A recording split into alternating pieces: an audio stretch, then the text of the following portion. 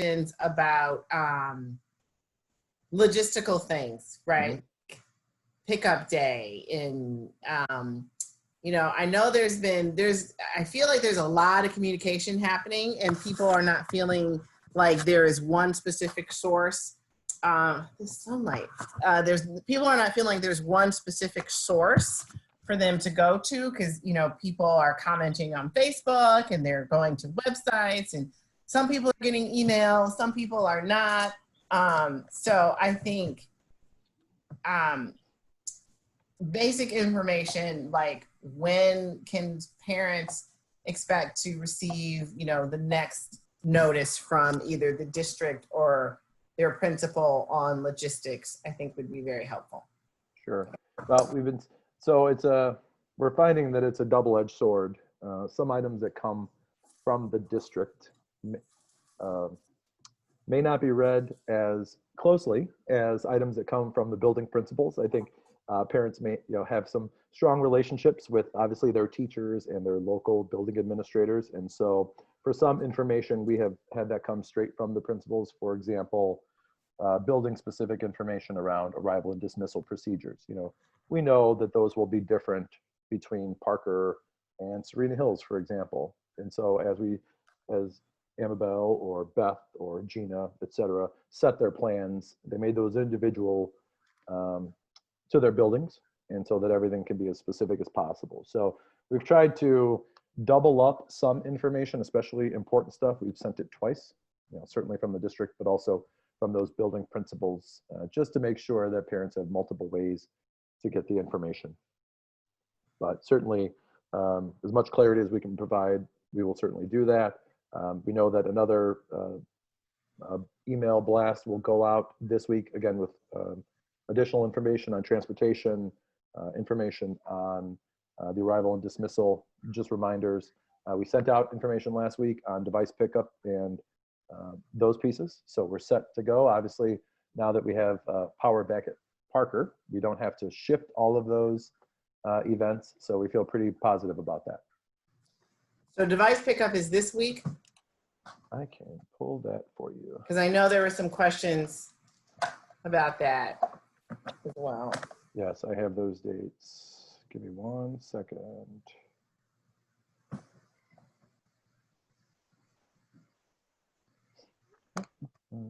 Pardon me, just give me 1 second. Yeah, I have that up, Dana. You have it right up? Okay, awesome. Yeah, so the device pickups are Thursday and Friday of this week. And we've got 2 times. We've got 8:30 to 11:30 and another time that goes until 3:15. And the device You can pull up the exact time. Oh, so go ahead. No, I was just saying I can pull up the exact times if you. No, I was just saying I can pull up the exact chat open here. Okay. And the device pickup are for those students who are remote.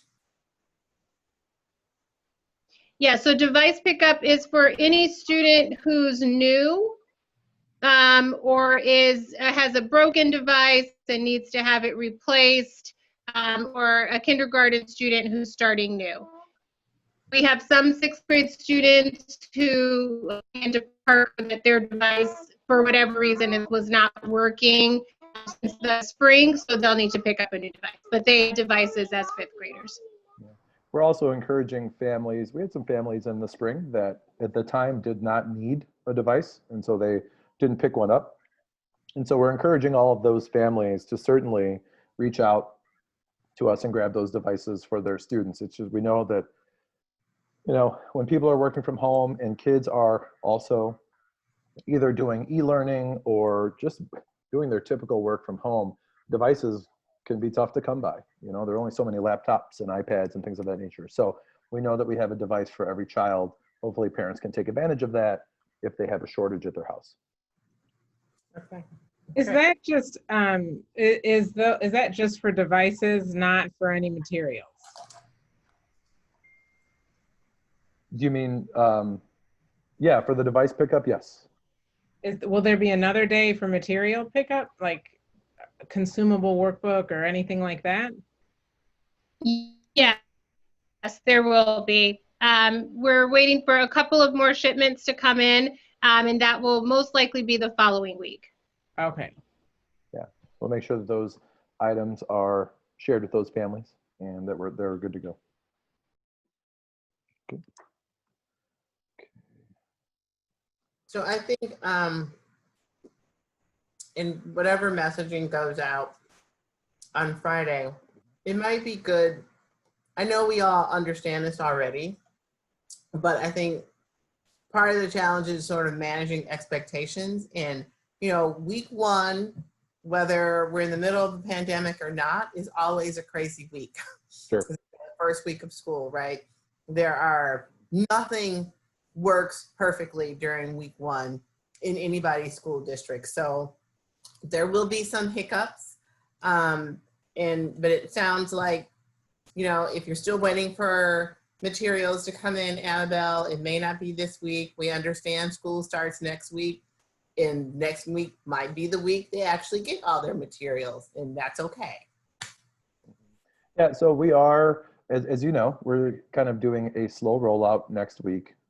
And our messaging to principals and teachers and families, certainly students, is that that's a time to connect. Obviously our children have been gone for months, and our expectation is certainly not jumping right into lesson 1, unit 1 of the reading series. That's just not going to work for our kids. So we're really encouraging patience. We're really focusing on our Capturing Kids' Hearts work, which is all built around connections with each other, relationships between students, relationships between the teacher, because we know how important that is. And so as we're going into next week, we're not wasting time. We're just investing it in some social emotional health and relationships, knowing that as long as we spend time focusing on what's most important, right at the start, getting the procedures set up, the expectations, how everything will work, the students will find a lot of success. And it just keeps the anxiety down, right? Because I know that our teachers are stressed. Hard stop, period. They are working their fingers to the bone. I've seen it with my own eyes. I've talked to plenty of them. I've heard enough other people comment positively about their colleagues and just about how everyone is working so hard to get everything ready. I know this. And so we want to make sure that we're managing that pressure as well as possible for the teachers and really focusing on what's most important. And that's, getting the kids in, making sure that everything is safe, that our processes work, that the teachers know exactly what they need to do, that the kids know what they need to do as well. So we think that the slow rollout next week will really benefit us and help us start positively.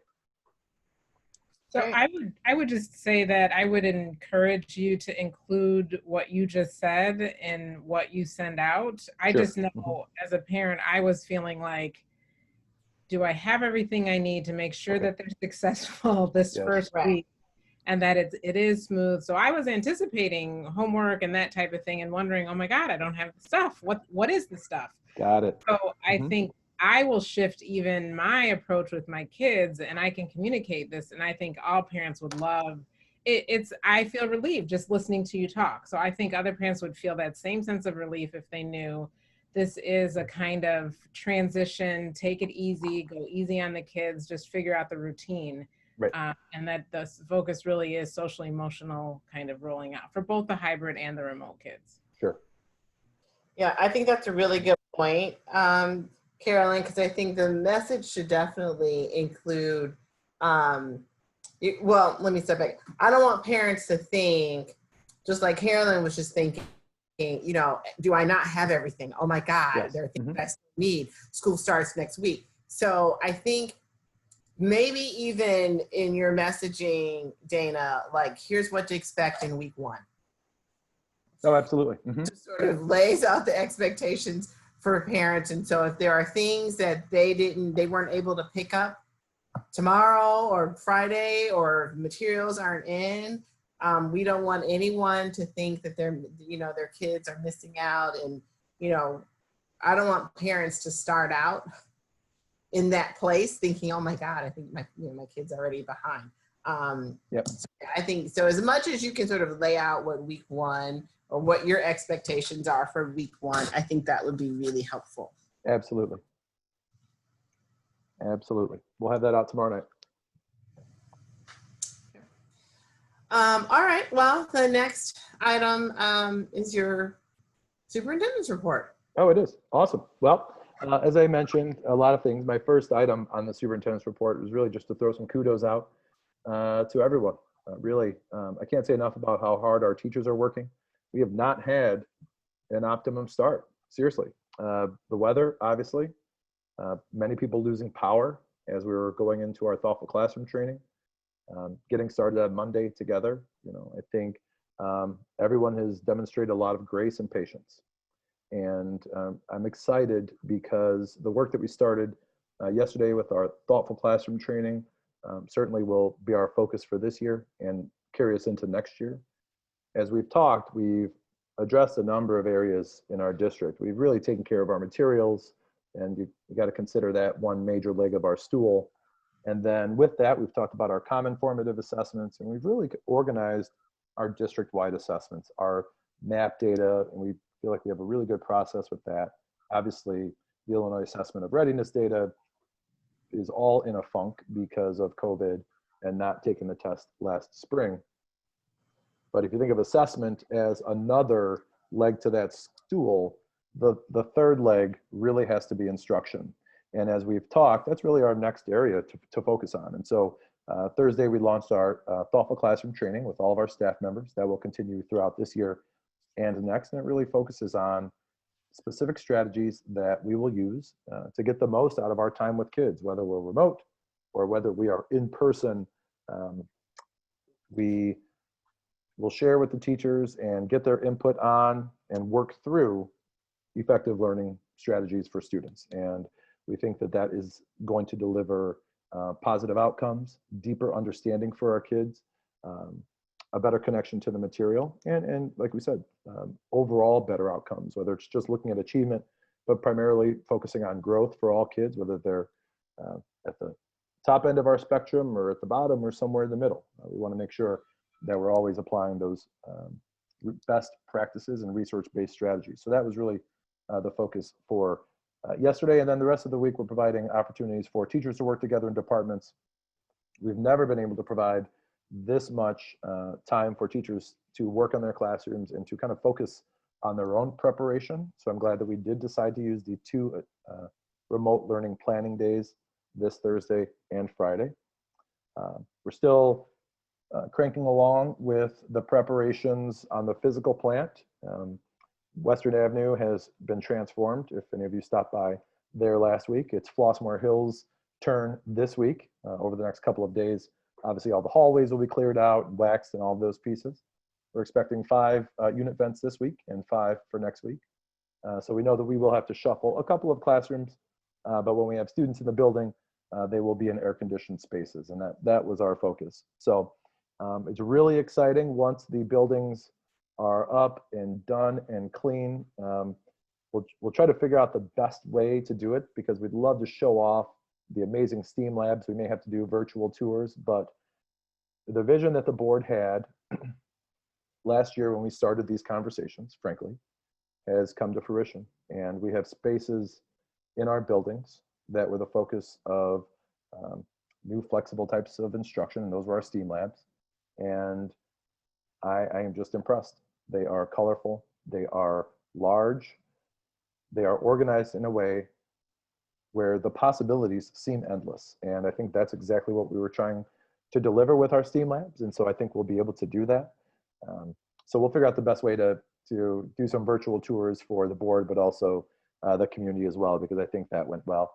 A little bit of cleanup left to do because of the storms, a few down branches here and there, but we'll have our landscaping crew take care of those in the next day or two to make sure that everything is tip top. Obviously all the playgrounds were taken care of in the last month or so, but a little bit of cleanup left to do. And one thing that I would want to show everyone, we've talked about this a bit. Let me see.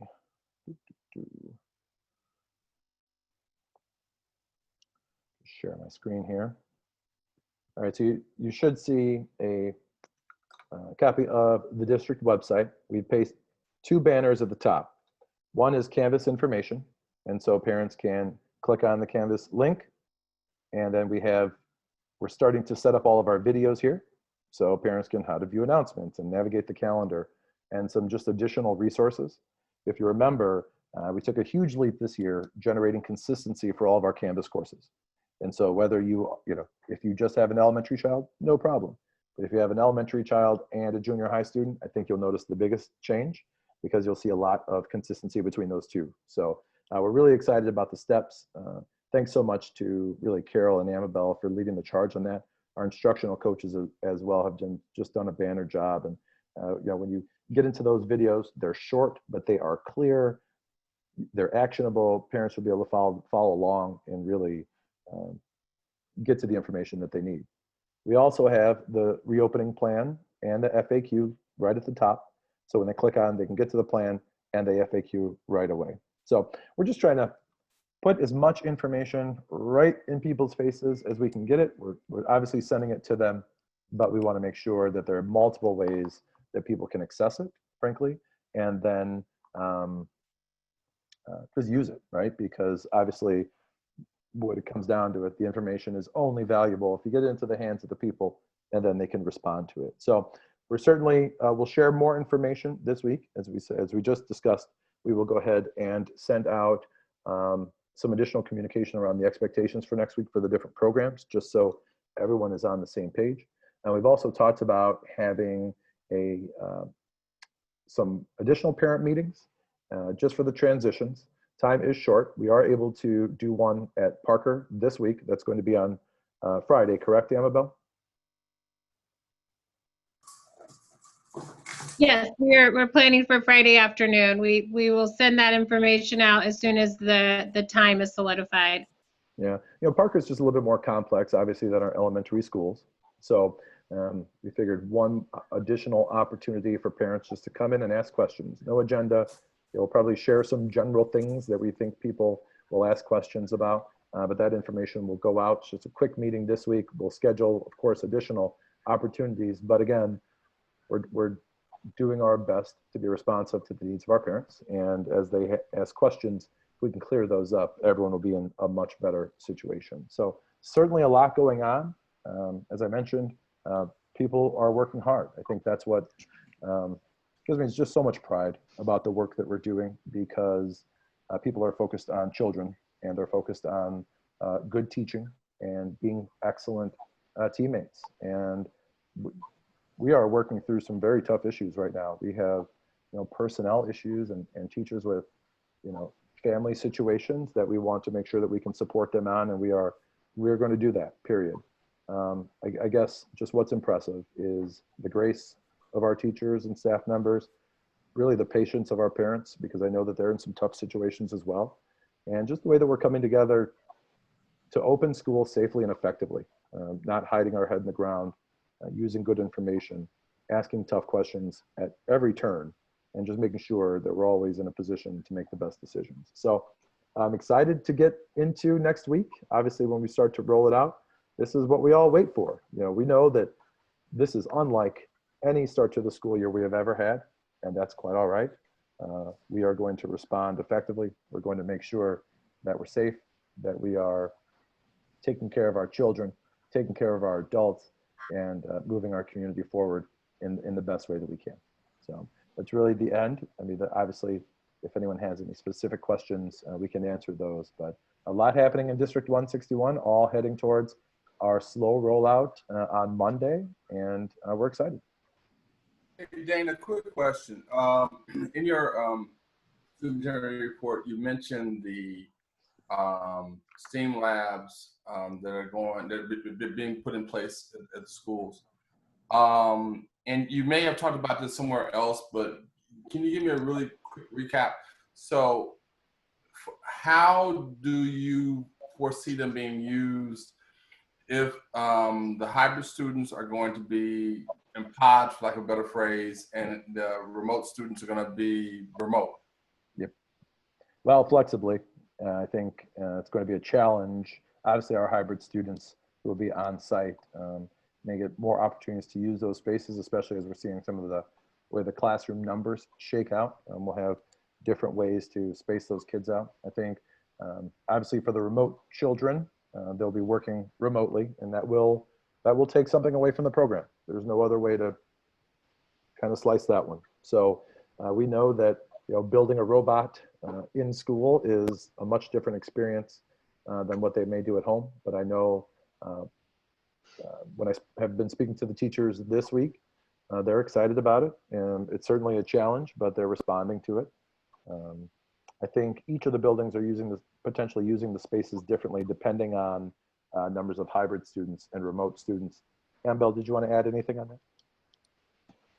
Yeah, I would just reiterate also flexibility with it. I mean, we really do, depending on the school and the grade level and the number of students that we have, we need to base our use of those spaces on that. And it's the teaching of the protocols, if we are using the space for health and safety and for distancing, that really has to come before the actual getting into the materials and doing projects in those spaces.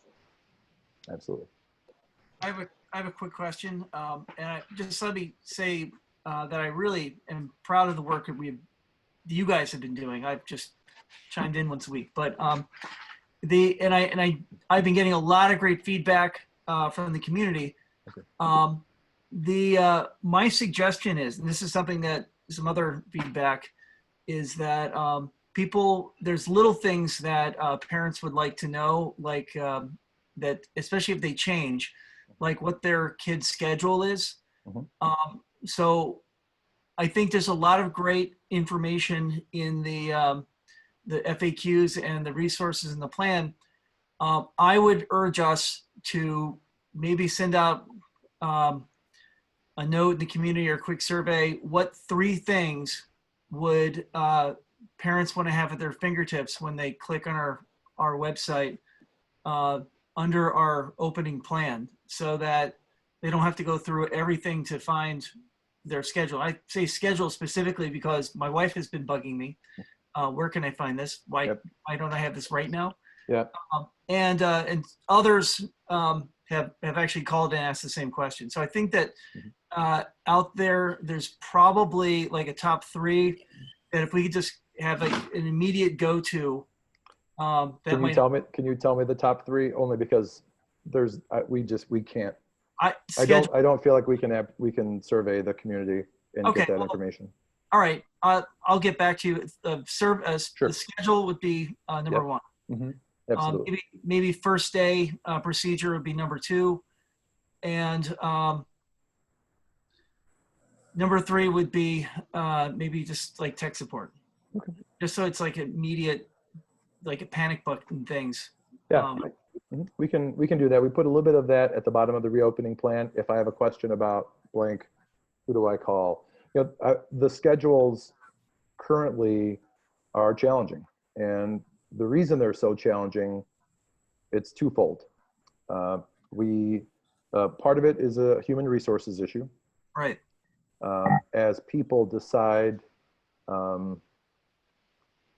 as people have medical issues that become severe enough that they have to teach remotely, and we're being notified this week.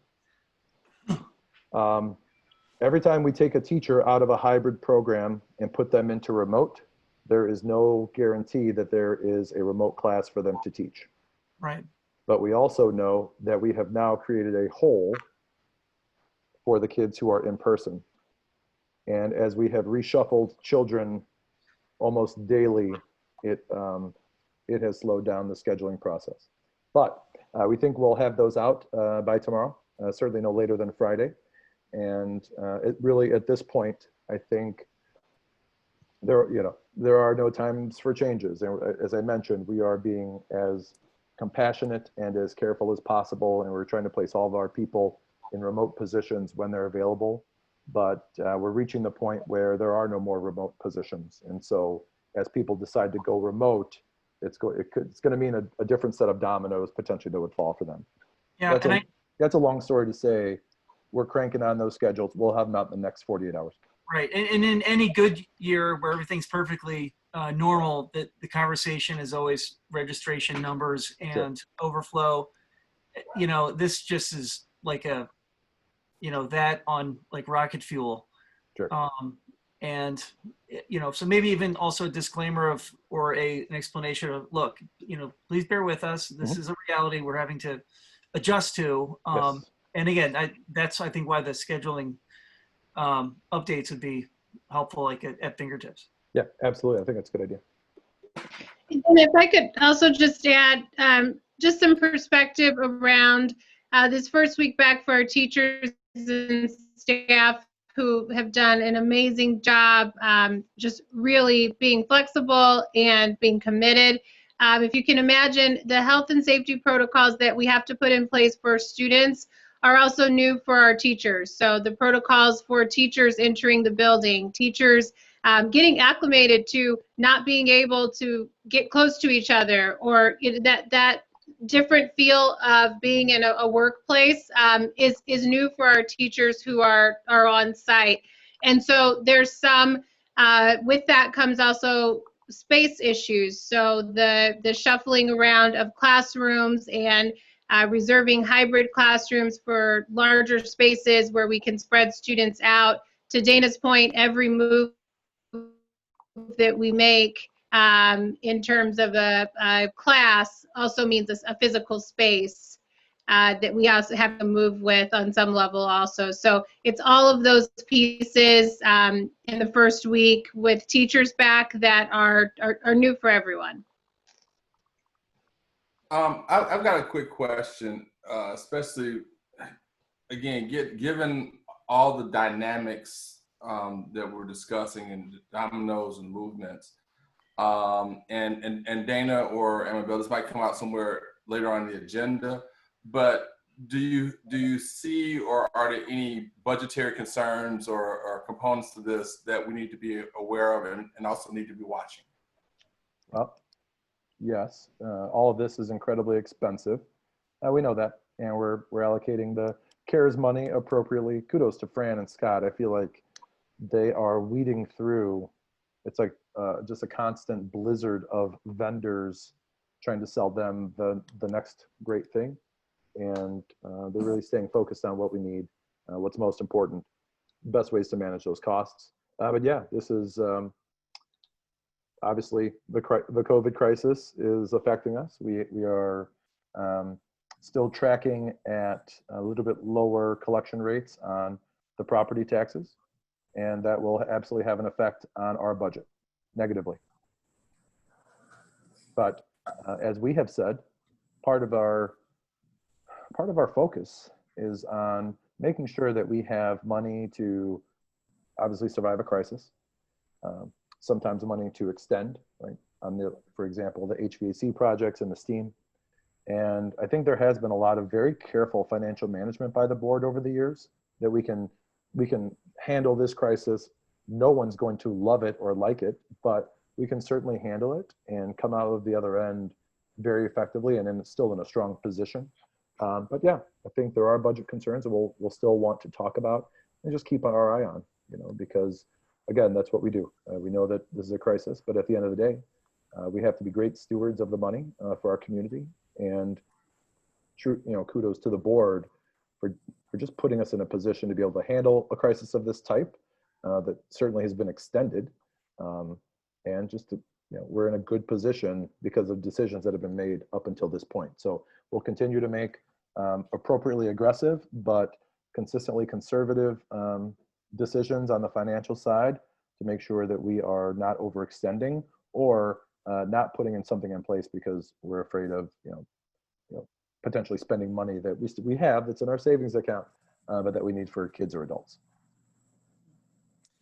So Steve, I appreciate, oh, go ahead, Christina. I want to say awesome job on the website. I was so happy to get there and say, oh, look, this is where I have to click. Canvas right there, boom, in your face like I asked for, flashing lights. The other thing I did want to ask, I just checked my app to see if the app was reflective of the website, and it's not. I don't know how many people use the app. If you know, Yeah, we'll check so maybe on that. check on that. Also, if we could, in your little note to the parents, to ease a little bit of, you know, worries, I think that we all have, is there any way that we know, with the device pickup, or will the parents be getting, here's your child's Google login information, here's this login information, how will they get those little tidbits of information? Sure. Annabelle? Yeah, we can, yes, we can work on that. Actually, we would hope that students, if a parent does not know a student's login information, we could probably get that to them right away, versus waiting for device pickup. But we can work on having it ready for device pickup as well. But in the meantime, I guess my point is, in the meantime, anyone can contact us and we can help get that login information. Okay. Yeah, we'll check this. Maybe there's just a simple way to push it out through Skylar as well. Thank you. Our pleasure. So, two quick things. One, I just want to remind parents they should be checking their spam folders right now. All of my email in the past 2 weeks that have come from Miss Isabelli have gone straight to my spam folder. Sure. And that's a new thing. And so I know last week people were concerned on Friday because they were waiting to get information. So definitely check your spam folders. And then Steve, I appreciate your comment about 3 things you should know. I'm wondering if maybe that should not be something that comes from the district, but rather the principals, right? Like, here are 5 things you need to know for next week, right? Sure. And it just, you know, to ease our transition, you know, here are the 5 things, right? And not an of course, there's like 100 things we need to know, but like, you know, instead of Dana, you trying to narrow it down to 3, I think each school, you know, has the unique perspective of how things run at their individual schools and what those things are that parents need to know to help with the transition back to school. So maybe that's something that the principals could do. So like, That's great. you know, Yeah. and check spam folders, because that might be where your 5 things to know. Yeah, right. Please check your spam folder first. That might be 1A. Right. Right. Okay, are there any more questions or comments on the superintendent's report? If not, we'll move into committee reports, community engagement committee, as well as finance committee. And I know, Steve, you'd like to do a special shout out for the community engagement committee. I would, but so am I up next, or are we up next? Yeah, go for it. All right, just real quickly. You know, we have a lot of people who have chimed into this exciting interactive experience called Zoom board meetings, and you get to see board members in their lovely environs. But it really is, it's a great way to really have some input into what's important for you as a community member, and to create a better system to advocate for your students and the students who are coming. If you get involved with the Community Engagement Committee, this is our first committee in a long time. I think it was one of the most essential to create a foundation for, because you know, this is really how we communicate with our community. This is really the input. And I can tell you, having been on this board for some time, that it has not always been like this. So the way things are now are definitely an improvement. I think that a lot of applaud has to go to our administrators across the board, and to you know, to ground force troops who are communicating as well. That there is a real culture of communication in this district, but that only exists. That only exists as long as people are actively involved. And sometimes when things go really well, people say, well, I don't need to go because you're there. no, we constantly need new people, new input, because the more input we have, the better. And if we can get, we have a smaller cadre of people who have been here around for a few years. We really do need more. We need the future. This is my last year on the board that I'm planning. So I will be gone. Someone's going to have to take over my spot. And it really has to be somebody who has like kindergarten, first grade, second grade, third grade in there, who can really bring that longer vision of their kid in the district, and what other parents are saying to them. And even if you're a shy parent out there and you don't socialize too much even in the community, your input's still important. It really is an asset, and I would say probably the most important asset to this community is the parent involvement. That is what distinguishes us and our success from other people's struggles. And it's really what has gotten us through this far so that we're able to weather this storm. So Sure. that's my commercial. I hope Yeah. you enjoy coming. We'll try to make it as pleasant and brief an experience as possible as need be. Yeah, if there are staff members or community members who are listening to this who would like to get involved, you can email either me directly, dsmith@sd161.org, or email Courtney Manning, cmanning@sd161.org as well, and we'll make sure that we get you on the list. We would prefer people who are able to commit. We usually meet 5 or 6 times per year, but just to echo a couple of the things that Steve said, it's a great committee. That's where the logo came from. That's where the website came from. We really have, that's where we built up like our back to school bash and the end of the year bash. All these things really came from that community engagement committee, and they've just been excellent, excellent activities. So, we really do a lot of fun things, and it's not just let's come sit and talk about this stuff. We really do have a conversation, set a goal, and we deliver it. So if people are interested in that work, we'd love to have you. This is where you hear the values of the community, Mhm. and that affects every single aspect of your child's educational experience. Sure. So you can only make it better. Yes. Yep. But just a quick update. We really focused on really just the communication around the start of the school year. We did talk about pushing out as much information as we can. And we talked about having those parent meetings, which we obviously have one this Friday. And we know that this year is a little bit different, just as we're starting with 55-60% of our kids remotely. But we're ready. And as far as sharing as much information as we can, we'll think about some new and different ways to engage with our parents and community members. Certainly, you'll see that in the next week or two, as we inch towards our open houses and some of those events that we just need to do differently. So we're focused on communication, transparency, engagement, and really connecting the community with the work that's happening in the district. So again, if people are interested in joining us, please contact me at your convenience, and we'll make sure that you're invited to the next meeting. And that's community engagement.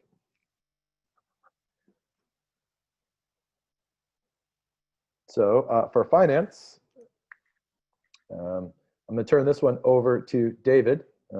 Fran is busy working on her budget presentation for next week, and so I asked her to focus on that instead of the meeting tonight, since we're primarily focused on handbooks and reopening and those sorts of pieces. So Dave, if you would mind giving an overview of the Finance Committee, that'd be excellent. Sure, I was prepared for that. Always, you're always ready.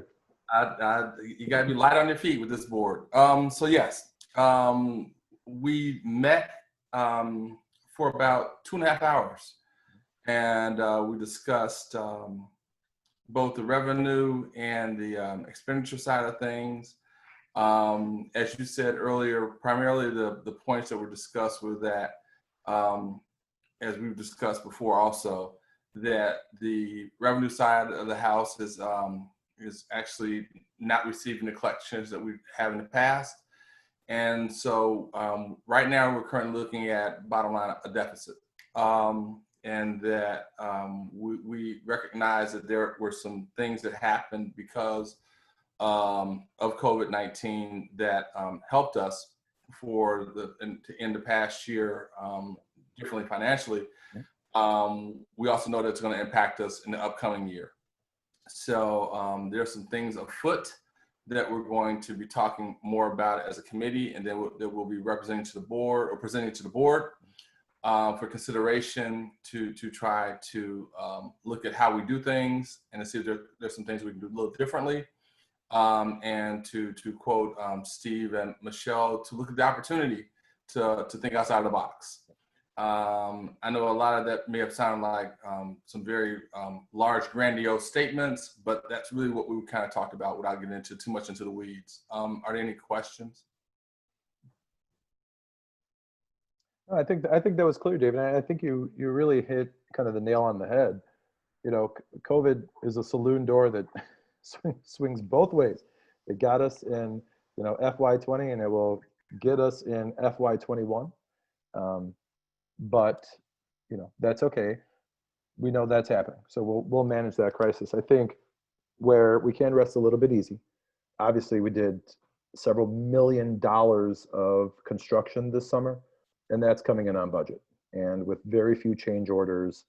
And if you remember our experience with our previous construction company, that wasn't the case. And it presented some financial challenges for us. And so at least the things that we can control, I feel very positively that we're holding on to those, and we're managing costs or revenues effectively for what we can deal with. And then as you know, we continue to work through the crisis, we're just using sound judgment, a lot of perspectives, and moving forward. So it'll be interesting as we have our budget presentation next week, you know, just get the feel of the board on how we want to move forward. Thank you. I think you just said something very important, Dana, which is controlling those things that we can control, because there aren't often very many of those things. Yes. So you know, I appreciate people putting their energy into those things that we actually can control, budget or otherwise. So I appreciate that. Thanks, David. I know that's your favorite committee. No, my favorite is equity and inclusion. There you go. I agree. That's not on the agenda today, but we'll have that on there soon. Okay, we have one action item, I believe. So can I have a motion, please, to approve the personnel report as presented? So moved. Second. Carolyn and Steve. Right? Any questions or comments? Roll call, please. Griggs, Yes. Paredes, Yes. Leedstra, Yes. Lanier, Yes. Horace. Yes, and the motion has passed. The next item, the next item on the agenda, the reopening plan. Yeah, and as a matter of fact, we've covered all of the information that I was going to share, but that's okay. We'll probably, as I said, we'll probably put out an updated version of the frequently asked questions. Just want to go back through, see if some of the ones we received this week, if they're general enough. But as we said, we'll update the FAQ document. We'll also drop in the specific plans from each building, you know, the arrival and dismissal information. That way parents, you know, if they do just click on the website to go to the reopening plan, all of that information will be in there. So we'll update that. We'll keep it fresh, you know, probably on a weekly basis. But really the big rocks we talked about already. You know, the training that we did to get the teachers ready, the way that we're getting the buildings up and running, the device pickup pieces. We have a plan for the lunches that I think will cover a lot of our families that are food at risk, and we'll take care of them while they're in school, but also while they're home. That was something that was very important to us. As I said, Fran is not here, but you know, her and her team deserve pats on the back, because just figuring out that schedule of handing out hundreds and hundreds of not only lunches, but also breakfasts for families when they're not in school, it's going to make a huge difference for our community. And we'll be able to take care of a lot of our people. So we're excited for that. And that was one of the big things that we were able to tackle this week. And again, we're just rolling forward. If there are other questions, we can handle those. We have captured a list of to-do items that we'll take care of over the next 2 days as we share some more information, but also kind of just respond to our conversation tonight. Mm-hmm. I know one of the things that we talked about on a regular basis is construction and construction activities.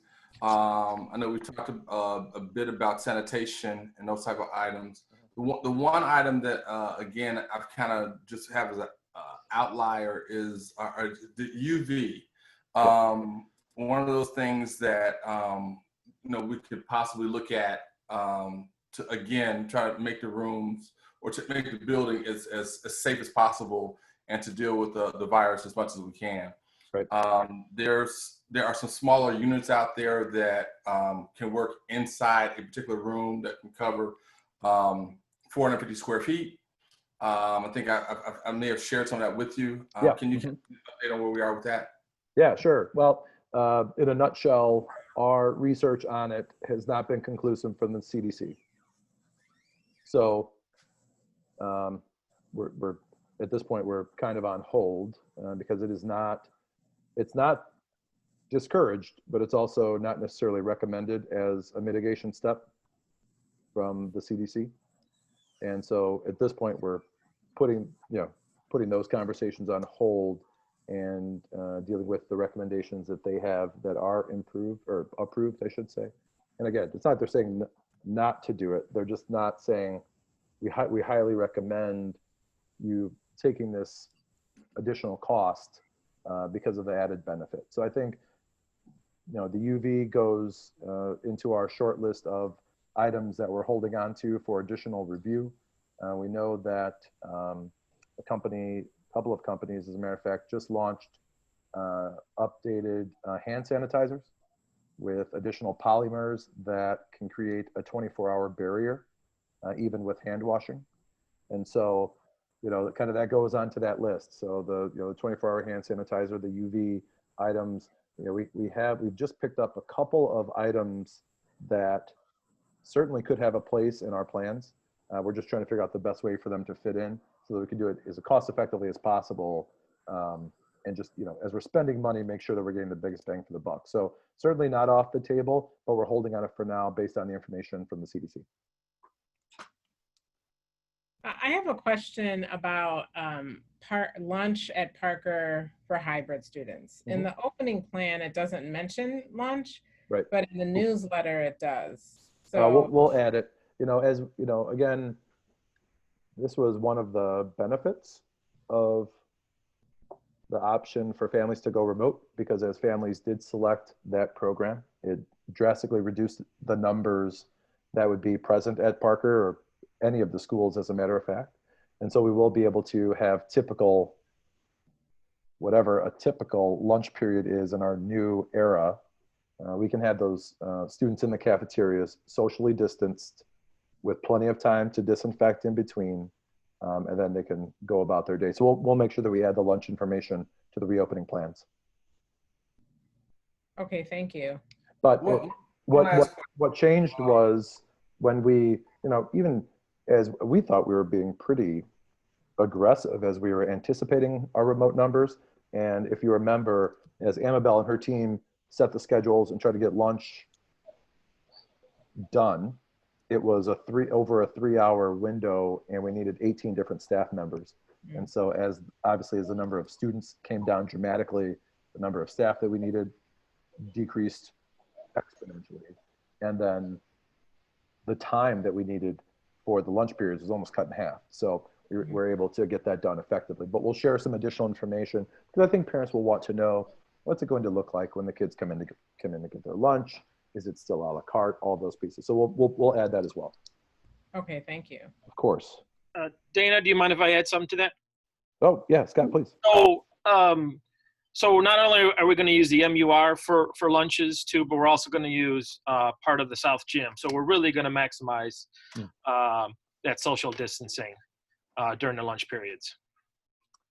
Yeah, well, I certainly don't want Scott to feel left out as we're bragging about the work that we're doing in our district, but Scott did replace a number of lights in the gyms, and I will tell you, it makes a huge, huge difference. So LEDs.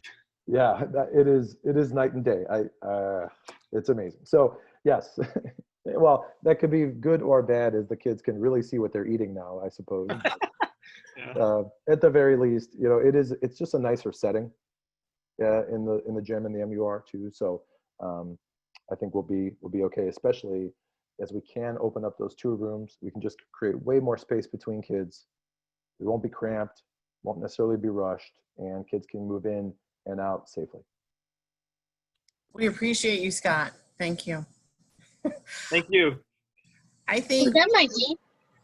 when you send out updated information regarding the lunches, I think it would also be helpful if in that description you help parents understand, like, will it be staggered? Like, really, what will it look like for my child to never be moving down the hall into a classroom, collecting their lunch, right? So, because I do know that parents are nervous about that. And so, and that could also be one of the things. I mean, it'll come out in a letter, but it could also be in each school's 5 things you should know, like, so.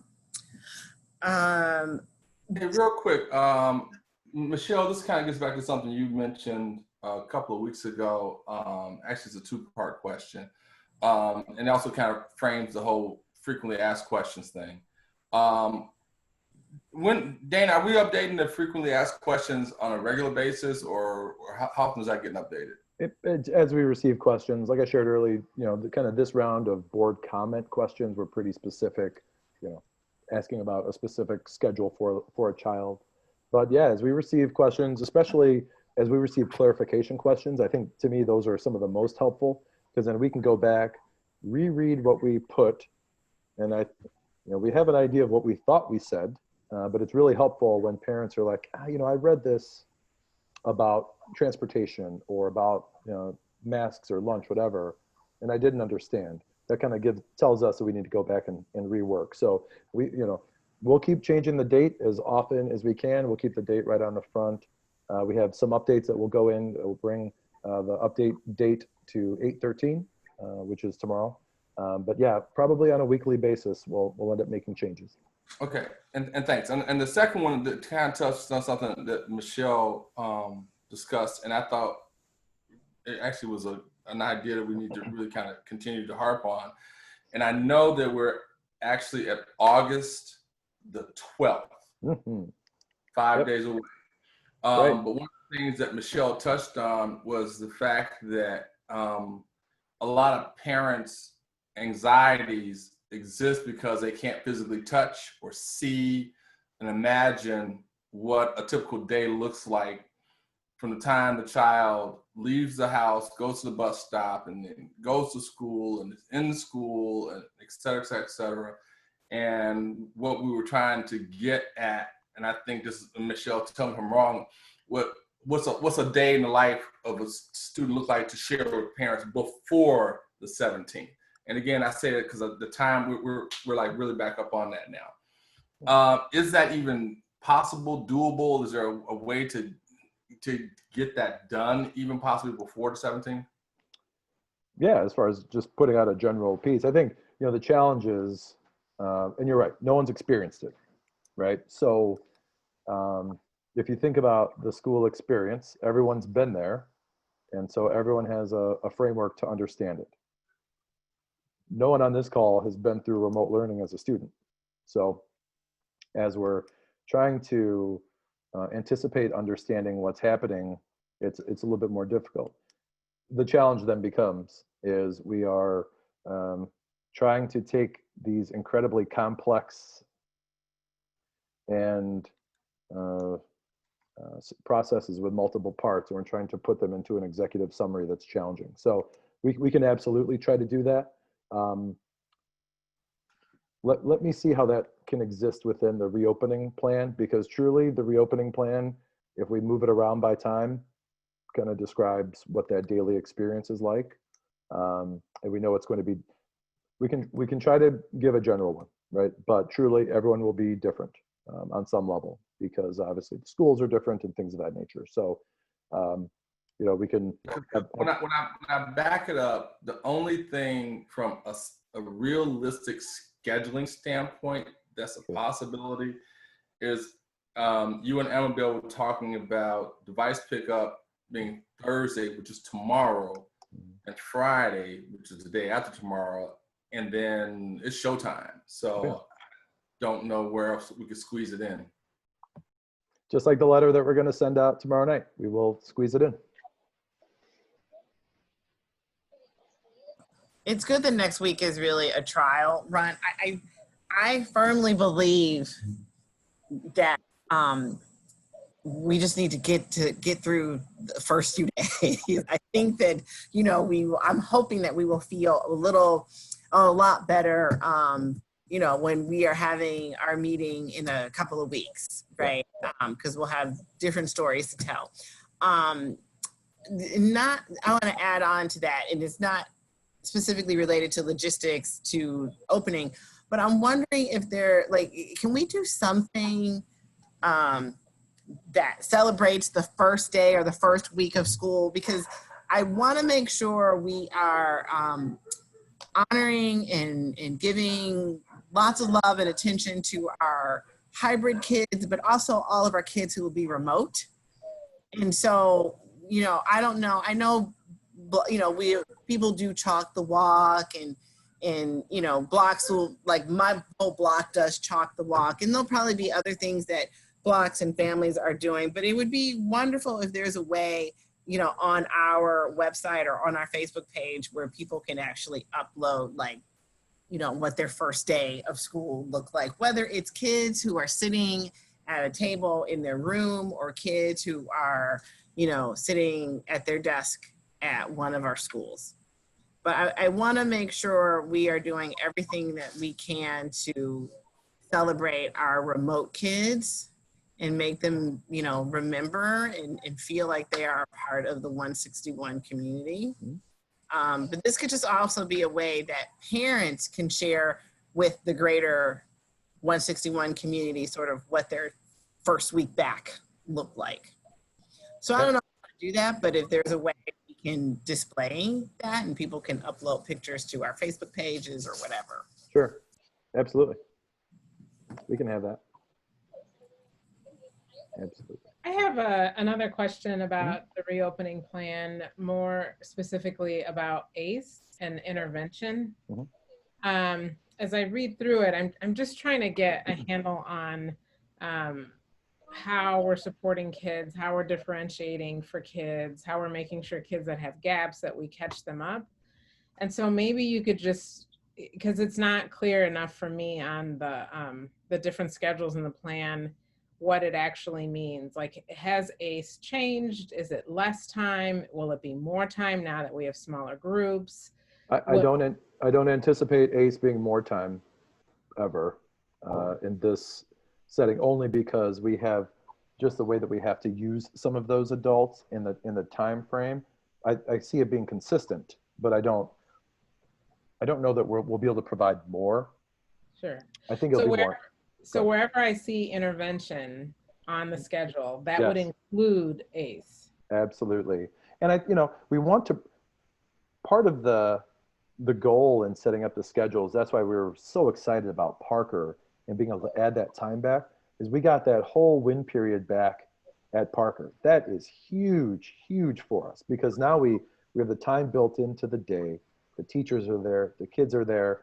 Now we can provide targeted instruction at level to the kids to help them move forward. So I think that certainly helps at Parker. And then at the elementary, essentially anytime you see interventions, ACE would be another, cog in that schedule piece. So when I look at the schedule and I'm just looking at the sample elementary hybrid, intervention doesn't show up until I think Friday. Am I missing it? Well, if you're a hybrid, interventions, so if you're a hybrid student on Monday, Tuesday, you're physically in on Monday, Tuesday. Yeah. On Wednesday, Thursday, you could receive interventions. Ah, You know, Yeah. that gives us the flexibility there. okay. You know, as we are looking, frankly, at our hybrid classes, and we're speaking with our teachers about teaching differently next year, because, I mean, we will have classes that are 7 kids on Monday and Tuesday, right? Mhm. So the amount of growth that I expect out of a class with 7 kids is a minimum a year, right?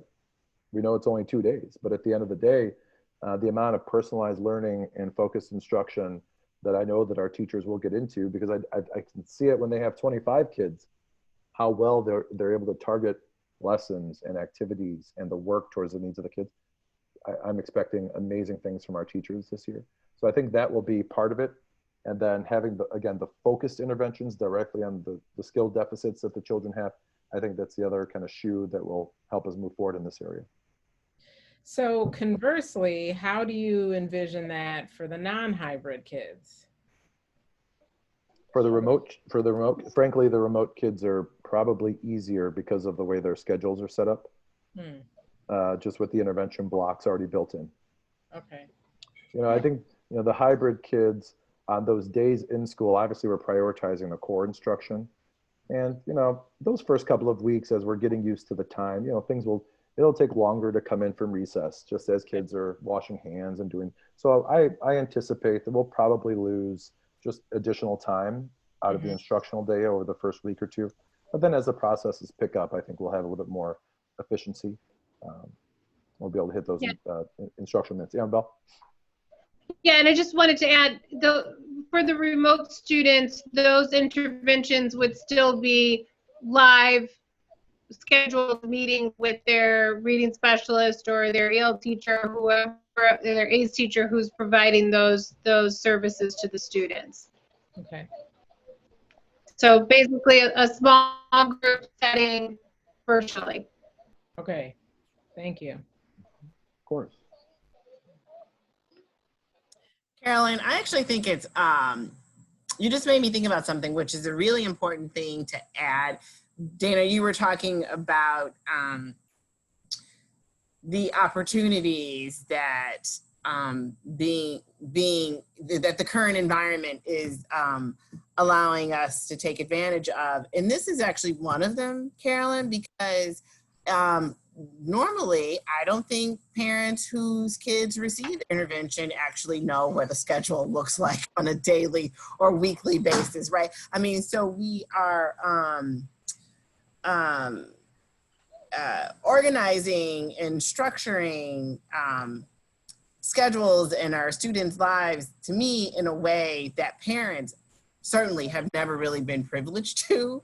And so I think parents will be very appreciative now for the first time to actually really be able to look at schedules and know when is intervention going to happen. I think you might be a little bit more clear on when ACE was or was not happening, but I think now there's this opportunity to create systems and processes in this space that we can then adopt once we are fully back in the building and it's a normal year, right? I think it should be standard practice every year that parents have an idea of, you know, when their child is getting intervention, what that intervention actually involves.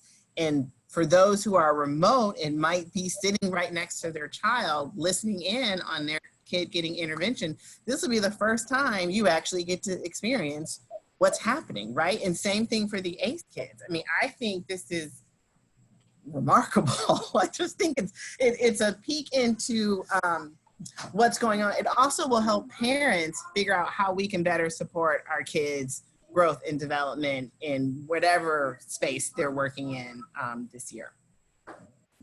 Quick question on that point. Do we have, this is really more of an ask for an explanation in parent terms, some way that we have an idea of how effective our interventions are during this period? Do we have like some sort of like pre-assessment or post-assessment in the interventions to see how effective they've been, and then of course, if need be, make adjustments along the way? Absolutely. We- I mean, go ahead, Annabelle.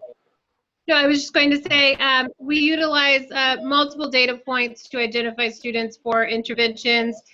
We will use AimsWeb again this year. We started with AimsWeb last year.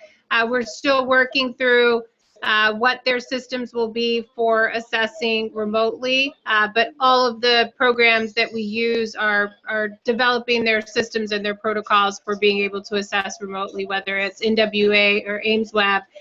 But we will still use those resources. Okay, and on that note, and this is, I know, a sticking point for Cameron, who's not here. You know, what is, again, can you explain what standardized testing will look like this go around, and how we might use that in context of our unusual situation nationally?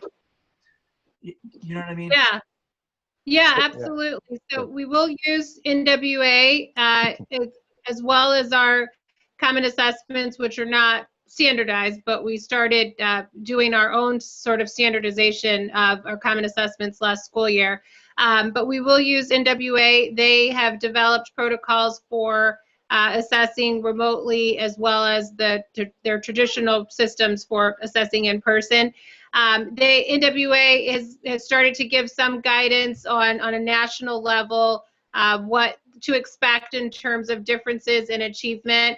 I think we need to, we're part of that national study, so as being a district that tests with NWA. So we just need to keep our eye on what the guidance is from them, but also we know our students. We have other data that tells us we're able to triangulate with NWA. So it's really linking those different pieces of data to make good decisions. But we will still be able to utilize that nationally normed assessment. What the state decides to do in terms of IAR is yet to be seen, but we will have those local pieces in place with common assessments, AimsWeb, and NWA. Okay.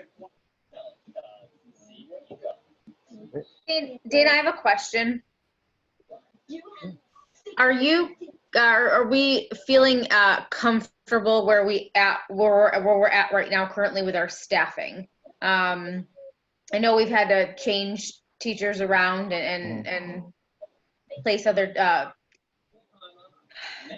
parapros, but EL teachers with, Yep. you know, in classrooms. Are we confident with that? As I sit here, yes, 100%. As we've been able to staff the hybrid programs and the remote programs effectively, kudos to Eric and the building principals for, you know, just a lot to shuffle people around, and you know, to reach out to a teacher who's planning on teaching one thing and to have that conversation that we'll need them to teach something else is certainly emotional, and it's serious. And we took, you know, all of those conversations. We just took them very seriously, and we know that it can be emotional. So as we had those conversations, we try to be as compassionate as possible. I do feel like staffing is in a good spot right now. I can also say, as if we have additional staff members that end up going remote, we do not have remote positions for them, and so we may end up filling some positions with other teachers.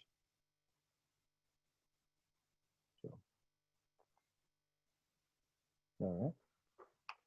I know I saw the ad on Facebook, you know, Teacher for a Day or Come Teach and I can't remember how it's titled, but I see that it has been broadcast pretty broadly. So I'm not sure whether or not that's gotten any traction and you've got a lot of interested folks, but hopefully that will add to our pool. Yeah, so we lost about 14 substitutes just through attrition. You know, they were in our pool last year, but they really didn't take any jobs anyway. So we're not missing them, but they're out of the pool, I suppose, if that makes sense.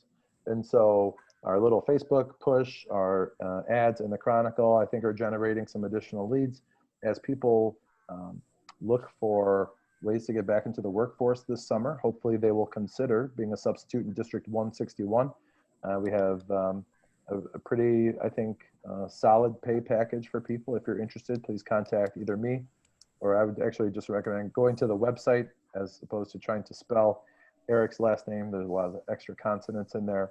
But they'll be more than happy to get you squared away and signed up. I think as we're looking at working with our substitute teachers, we want to provide additional training, because we know our guest teachers are going to be in a pretty peculiar spot. And so we know that we've hired permanent subs for each of the buildings that will be up and ready to go at the drop of a moment, or the drop of a dime. They'll be at those buildings ready to take over Canvas or take over a classroom, etc. But for our other guest teachers, there is a level of comfort that we'll need to help them develop with Canvas, with all of our safety protocols, all of those different pieces. So as many subs as we can have, we'll train all of them, because it's not only good for us, it's also just good for the area. The other piece, Eric, is kind of attacking this in a couple of different ways. One, trying to get as many local substitutes as we can, but also, if you remember, I want to say it was last year about this time that the conversations started about substitute staffing companies. And eventually that was approved by the state of Illinois.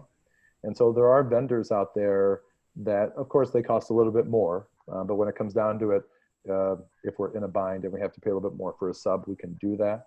But Eric is working with some vendors to try to find the best fit for us, and then we'll probably have a conversation with the board at a later date if we need some supplemental staffing for substitute teachers. But just one quick aside, Facebook has paid off. I mean, we were having trouble with our cross-country piece.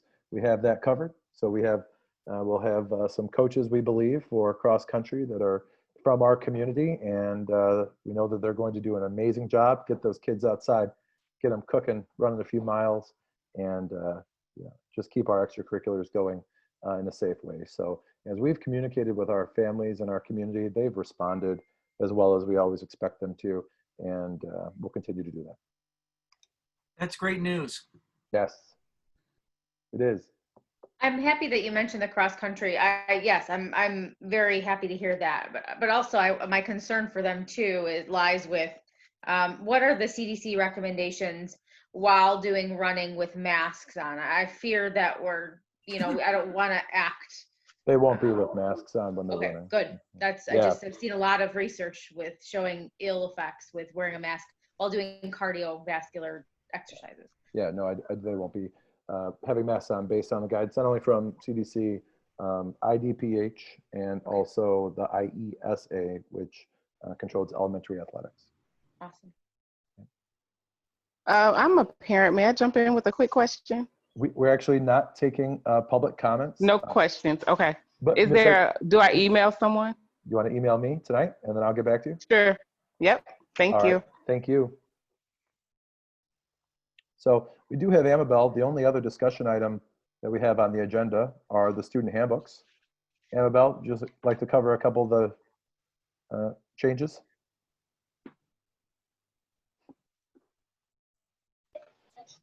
Yes, absolutely. So we condensed our handbooks to reflect both Parker and elementary information, and also to include the various protocols that we need for the COVID situation. We are anticipating that we need to be fluid with those protocols, because as the information changes and we need to make adjustments, we'll need to add them to handbooks. So that will probably be just added documents that we either update or we change or we remove, and we'll need to send frequent updates as those come out. But for the most part, the information is pretty consistent, as we made a lot of changes to our handbooks last year to reflect inclusion pieces and things that were not sitting well with us. And this year, really the focus, the things that will be new in the handbook are going to be ongoing with the COVID situation. So lots of work with Kathy Kanala and with the Buildings and Grounds Department to keep those up to date as the situation changes. Yeah, thanks for saying that, Amabel. Our handbooks are the handbooks. There's a lot of really good information in there. I would also recommend that, as we start this school year, parents really kind of just key into the reopening plan and those FAQs because they will have, they'll have the information that they may not know specifically about starting. So, one of our traps that we will work to avoid, frankly, and this is exactly what Amabel said. We know that we've got some major documents out there, the reopening plan, the FAQ, the handbooks. We need to make sure that all that information is consistently updated and it's identical. So we need to make sure that we're always, once we start updating one, that we're focused on the others as well. But primarily, the changes to the handbooks are pretty milquetoast compared to the reopening plan and the FAQs. And that's really where I would recommend that our families spend most of their time. Hey, I've got a burning question. So I have my apparel for Heather Hill, and Sure. I wear it proudly. But where do I get my gear for Parker so that when the track team is smoking again? This is your burning question. I'm with you, brother. I hear you. Look, I want my tracksuit too. You've been holding on to this one for the whole meeting, David. I'm with you. I support. We can take care of that. The spirit where orders for Parker come out periodically throughout the school year, thanks to our fabulous PTO at Parker. So, and we will make sure that we get you anything you need. Man. Oh gosh, I have to join the Parker PTO now. A clear question, a clear answer. I love that. I love that. We can handle that. No problem. We'll take care of everybody. I have a question about back to the handbook, Sure. and maybe you can touch it. I was just looking for it in there.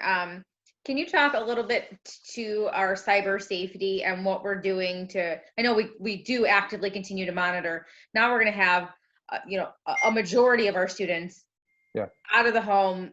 What are we doing with that? Same as we always do. There is no expectation of privacy on any district device, ever. Okay. What monitoring system do we use? Securely. And it monitors everything. And that leads to some very uncomfortable conversations between administrators and moms and dads about what their children look up. But this is the time for kids to make mistakes, right? Because we can have a mistake, we can teach them about it, and it doesn't, cost them a job in 15 years. But all of the traffic is monitored. We have active filtering for a certain, a number of keywords that are important to us. For example, suicide. Every time that's entered, if it is a Parker student, for example, a number of people at Parker get automatic emails, and then they follow up with the kid and the family as well. So we've been really rigorous as far as our monitoring in the past. And I think we're in a good place because of that to handle this. But I don't expect any drop-offs. And actually, I'll just build on to one. If you remember, let's see, this was pre-COVID shutdown. But we were having conversations with the board about student data privacy and security. And Leonard, we're just about ready to bring that conversation back to the board. If you remember, we worked with a vendor, Net56, specifically to find out all of the different holes in our network, because we're just capturing all of this data about people, and we're not, obviously, the vendors that we work with, on the software side don't sell student data. They don't do anything like that. But, Skyward, for example, there's just registration information, all these pieces. We want to make sure that it's all secure. So obviously, if you think about the tech experience, there's a student portal at their device and what they're doing, but also all the information that kind of exists on the back end too. So we're really trying to take a comprehensive approach to it, Christina. I feel really good about filtering for kids. They will always find a way around to get to whatever they want, but we know about it. We can patch those holes and follow up with those families to make sure the kids understand what's expected. On that question, do we have some sort of monitoring for teachers to see whether or not kids are on task or off? Like, for example, and I just did this PD for Go Guardian. Oh, that's right. I said securely. I'm sorry, Steve. I said securely. It's actually Go Guardian. Oh, okay. Yeah. Yeah. Oh, perfect. So yeah, Yeah, that's we have it. You know, I have a love-hate relationship with that, you know, because if you're monitoring screens, how are you working with kids? right. But the software exists, and I know that we've offered FIUs on how teachers can do that. okay, good. Great. Any other questions about the handbooks? Will there be any additional, you know, are we doing parent universities next year or whatever I can't remember what we call them, but oh, you mean our desserts with D161? yeah, I mean, because I sure. think, yeah, because I think it would be good to have make sure we have on the calendar a session that talks about cybersecurity, Yeah. especially for parents who are new to the district or parents who will be getting a Chromebook for the first time. Sure. Yeah. I mean, so I think that one, Christina, to your point, I mean, I think that's as much knowledge as we can tool our parents up with, the better. I can tell you, I am shocked all the time at all of the backdoor ways that students find to still do things. Oh, yeah. Amazing. Parents, you know, if you are not right over actually, you can even be over their shoulder and still not know what's going on. I mean, even, I don't care how super engaged you are in the daily activities of your children. There are some kids who live for finding backdoor ways to do what they want to do. Sure. They do. But again, you know, I think, you know, part of it on our end is, you know, figuring out what is most current, and Leonard and his team are really working on that, and just making sure that our filter is constantly working, and it is. And I think, you know, it was a challenge with Chromebooks, you know, a few years back because the filtering didn't exist off-site, and so now that we can monitor those devices from the second they connect to a network, no matter whether they're on our network or another one, it's a huge help. So we can absolutely focus on that cybersecurity piece. Oh, just real quick on that. Because I noticed that 2 kids living at my house had been on guest mode frequently, which didn't leave a history. Not locally. Okay. But we have it. Okay. So is this something we can sort of eliminate to some degree, just on without bringing in all the devices and doing some elaborate thing? Is there like a button we could switch to say you have to log in with an actual login? You can't, there is no guest mode or something. Let me check. I want to say that this issue came up. That's what I'm thinking when I asked about the passwords. Like, I feel like, so my child hasn't had her Chromebook since she left school March 16th, or whatever date that was, 13th. So when she gets her Chromebook that I'm going to pick up tomorrow, I sure know she doesn't have any remembrance. Maybe she knows that ID name, but not the password. So I'm wondering how many other kiddos have forgotten and things of that. So maybe the teachers are going to take care of that. So I just didn't want it to get brushed under the wayside. Oh, absolutely. We'll make sure that it's pushed out. For sure. Let me follow up on that, Steve. I've had this conversation before. I just can't remember what era. So okay. I can't remember if we were able to disable that through Google Management or not. Okay. So I'll get an answer. That'd be great if we could. Yeah, absolutely. I have 2 other questions regarding the handbook. As far as attendance goes, I know as Amabel said, we're going to have to be fluid in everything we do because nothing is consistent or the same. Attendance for our remote learners, how is that going to be taken? Are we just going to say, if Susie's not logged on by 8 o'clock, how does that work? If they're not logged on, they're absent. Okay. And all the previous rules apply. We'll follow up with calls. We will, after so many absences, we will send them to the ROE and pursue truancy issues as well. Annabelle? Yeah, absolutely. I was just going to add that our model for remote learning is live classes. So we're not relying on students to sort of log in and work independently consistently every day. They are showing up to class every day. So that's when we would take attendance. Awesome. I'm glad to hear that. That's wonderful. And also emergency drills. Clearly, I know that I don't expect a remote learner to have an emergency drill in their home, Right. but how do we socially distance and do a code red drill? We don't. We don't. Yeah. But to be clear, we're doing the code red drills. Yeah. So, you know, this gets into the nuance of the guidance. Students within a building, as long as they are masked, can break the 6-foot social distancing recommendation. And as we do our code red drills, we may have to break that or, you know, get a little bit closer. We just want kids to be prepared.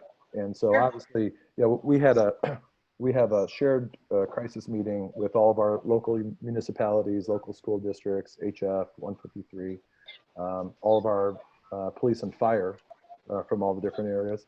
And as we talked through it with the various chiefs and people on the call, the guidance was this: as you're practicing them, follow every guideline that you have, stay socially distanced, go slow, all of those pieces. If a fire alarm is pulled, get out of the building.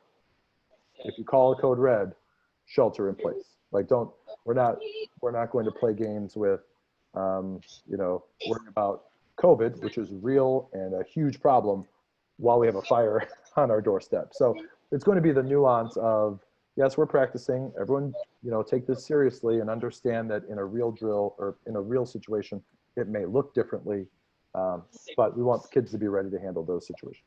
Good. No, I'm happy to hear that. That's important to keep. Yeah, it stinks that we have to do it, but that's real life. And so we'll make sure that we'll cover the fire drills, the bus evacuation drills, obviously the code red, tornado, those sorts of things. We're not worried about pajamas, right? Attire. Remote appearance, learning. Remote learning. Yeah. You mean on students? Yeah. I think, you know, we're encouraging, obviously, our staff members are really good about being business casual and dressing appropriately. On the kids side, you know, again, just we want them to be appropriate. Annabelle? Yeah, I was just going to add that that's something that we'll need to clarify in our expectations for students of what to expect when you show up to class and what are those minimum expectations. We dealt with some of that in summer school because we also taught live classes in summer school. We handled it by reiterating expectations. The teachers did a great job of teaching the expectations up front and then following up with students who it was a consistent issue for. But for the most part, it was not a consistent issue for most classes, but we certainly did run into that, and we learned that it is an expectation that we need to teach, clarify, reteach, and follow up with.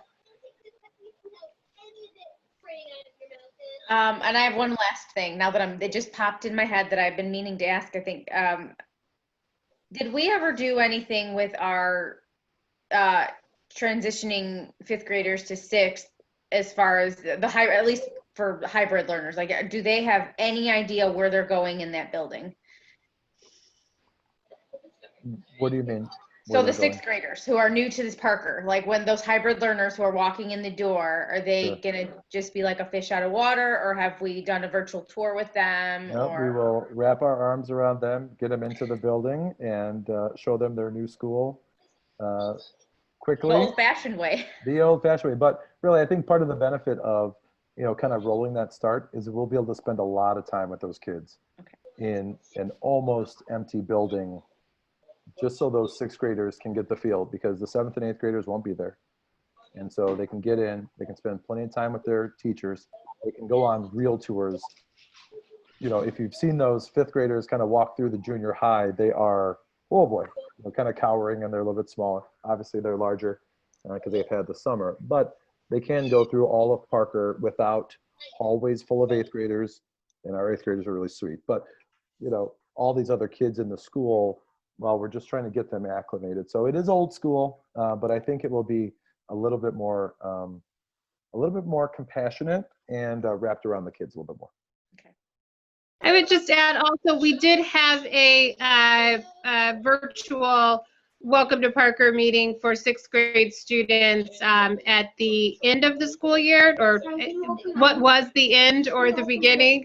But that was before we had the reentry plan and the hybrid and remote models. So they've had some introduction of just in general what Parker is like and what junior high is like. And we'll have to reintroduce them. This thing is not opened. Thank you. We'll have to reintroduce them when they show up at the school. Thank you. I'm done now. No, those are good questions. Christina, that's not that much different from the way it's, I mean, you called it old school, Dana, but I don't think. Oh, no, I did. Oh, yeah. I mean, I don't remember my Parker kids when they started sixth grade, like really being able to know where classes are before classes start. Sure. You know, when they would do their classroom pickup, we would, you know, sneak through the building and, you know, try and find the classes, but right. No, first day jitter and mass confusion about where to go and what to do. That's like their rites of passage. But, you know, really, you know, one of the things that helped us is when we did those simulations, because we were able to talk through specifically that, Christina. Okay, yeah, the seventh graders, they'll figure it out. They kind of know they've been here. They'll have an idea of where they're going. But what about that sixth grade student who maybe they've had no experience at Parker? What does it mean for them? And so as we had those conversations about how the bus riders will get off the buses and get into school, or the car riders, we really spent time thinking about those new children, whether they're kindergartners at the elementary level or the sixth graders at the junior high. So I feel very comfortable that the principals have thought about it, and especially in this different situation, how can we make it as effective as possible for those kids, knowing that they'll be a little bit more nervous than usual. They don't have the experience in the building, but we want them to have a great first day. I lied. One more thing that popped in my head. And our IEP, that's all ready to rock and roll. Like our minutes are planned. Like we know when we're gonna. I know everything's gonna be tweaked. Like next week is a learning week, but I just want to make sure that those kiddos are getting their minutes too. Absolutely. Okay. And between our students with IEPs and our students with 504 plans, you know, it's just, again, you know, these are things that we do anyway, and yes. We know that this is a different experience for us, but we can't, you know, take our foot off the gas pedal when it comes to meeting the needs of our kids. And so we'll always make sure that we're meeting those requirements, because you know, we've worked with the families, you know, to develop those IEPs and those 504 plans, and we truly believe that they'll help the kids to be successful. So we'll make sure that we implement them with fidelity, that we're meeting those minutes. I know that Jackie has been working very closely with her team, getting them up and running, and they're excited about that. So I feel very comfortable that, especially with, you know, knowing how we were in the spring, we kind of reorganized and rebooted, you know, those special ed plans in minutes to make sure that we were meeting all of those, that the plan that we have this fall is going to be effective. Okay. Jackie shaking her head. Yes, you know, and I can speak to that too, Dana. Absolutely. We are meeting as a special ed department tomorrow, and then on Friday, I am doing breakout sessions with all of our different related service providers and teachers. And one of our focuses is going to be putting together remote learning plans for our students with IEPs. And this does not have to be an additional meeting. This is what I sent out communication to parents this week, that these plans would be created.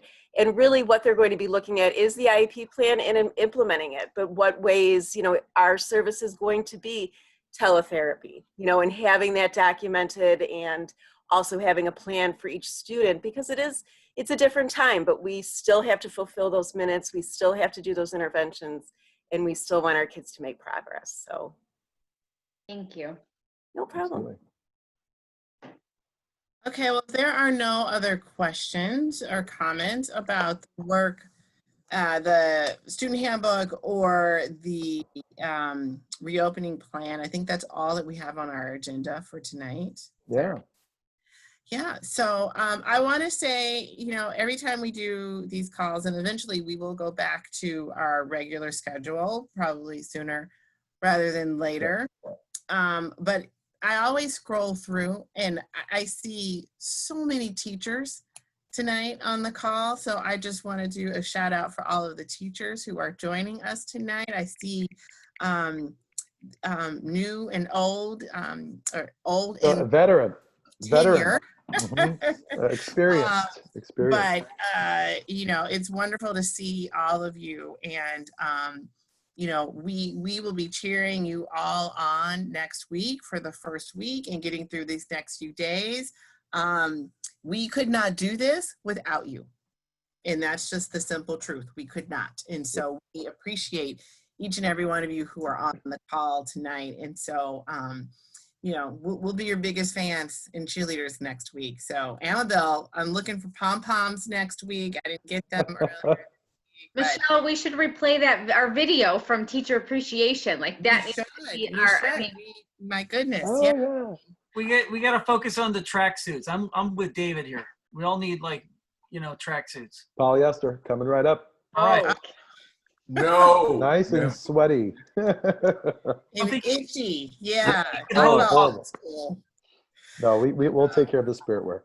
Yeah, I'm sure there's some old Parker tracksuits somewhere. Right, Scott? They're They're there. some old uniforms in it, right? Don't do it to yourself. Okay. Well, it was great to see all of you again, teachers. Thank you for joining us tonight, and of course, parents as well. And Steve, thank you for your commercial on community engagement, and hopefully staying engaged. I think, Dana, you said this in some kind of way earlier in the meeting today. Like, this is a community. We're all in this together. And I think the Community Engagement Committee is a great way to continue to stay engaged and involved in what's happening. But we got to all lean in and on each other this school year to make it a successful and safe year for everybody. So with that, I need a motion to adjourn. So moved. Second. All right, all in favor say aye. Aye. Aye. All those opposed say nay. The ayes have it. Have a great Wednesday evening. Goodbye, everyone. Thank you so much. Thank you.